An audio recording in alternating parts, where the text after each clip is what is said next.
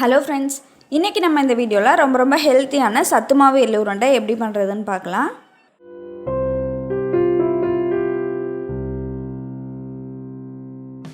இது பண்ணுறதுக்கு நான் இன்றைக்கி அரை கப் அளவுக்கு எள்ளு எடுத்திருக்கேன்.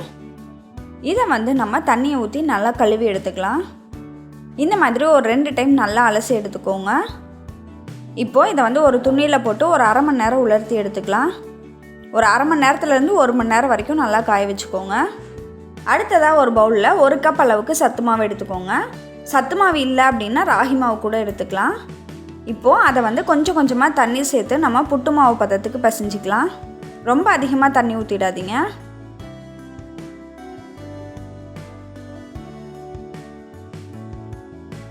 இப்போது இது கூடவே ஒரு சிட்டிகை அளவுக்கு உப்பையும் சேர்த்து நல்லா பிசைஞ்சிக்கோங்க.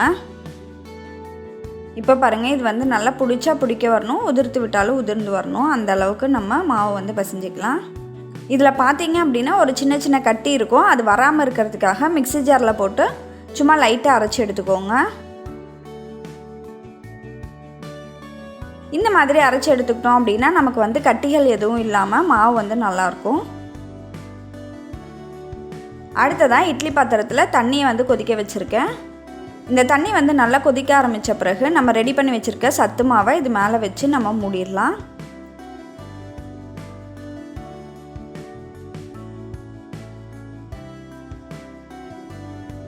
இப்போ பாருங்கள், சத்து மாவு நல்லா வெந்துருச்சு. நான் ஒரு 10 நிமிஷம் வேக வச்சுருக்கேன்.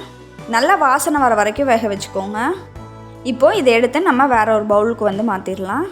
இந்த சத்து மாவை கொஞ்சம் நேரம் நல்லா ஆற வச்சுருங்க.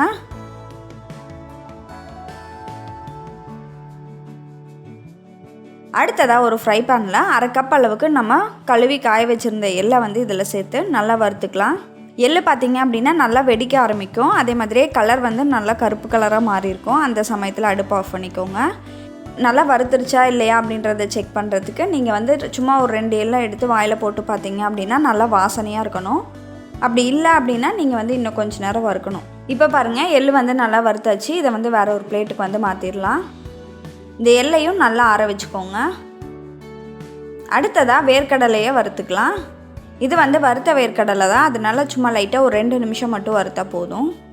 இப்போது இது எல்லாமே நல்லா ஆறின பிறகு மிக்ஸி ஜாரில் போட்டு அரைச்சி எடுத்துக்கோங்க. ஒன்றா போட்டு அரைக்கணும். ஃபஸ்ட்டு நம்ம எள்ளை சேர்த்து அரைச்சிக்கலாம்.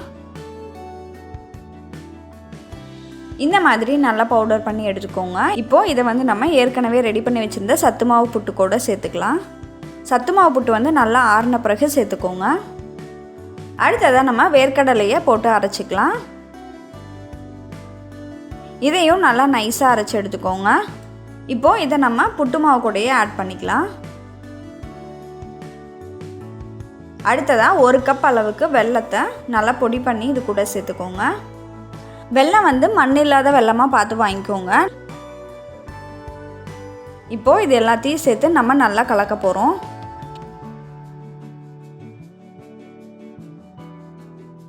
நம்ம இந்த மாதிரி நல்லா கலந்து விட்ட பிறகு நம்ம இதை திருப்பியும் மிக்ஸி ஜாரில் போட்டு லைட்டாக ஒரு சுத்து மட்டும் விட்டு எடுத்துக்கலாம். இது ஆப்ஷனல் தான். இந்த மாதிரி பண்ணோம் அப்படின்னா நல்லா மிக்ஸ் ஆகும். அப்படி இல்லைனாலும் ஒன்றும் பிரச்சனை இல்லை, நம்ம அப்படியே கூட உருண்டை பண்ணிக்கலாம்.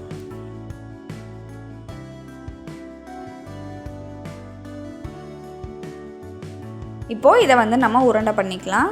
நான் கையில் நெய்யெல்லாம் எதுவும் தடவலை. நீங்கள் நெய் வேணும் அப்படின்னா கையில் நெய் தடவிட்டு நம்ம உருண்டை பிடிக்கலாம். இல்லைன்னா நம்ம நார்மலாகவே வெறும் கையாலேயே உருண்டை பண்ணிக்கலாம்.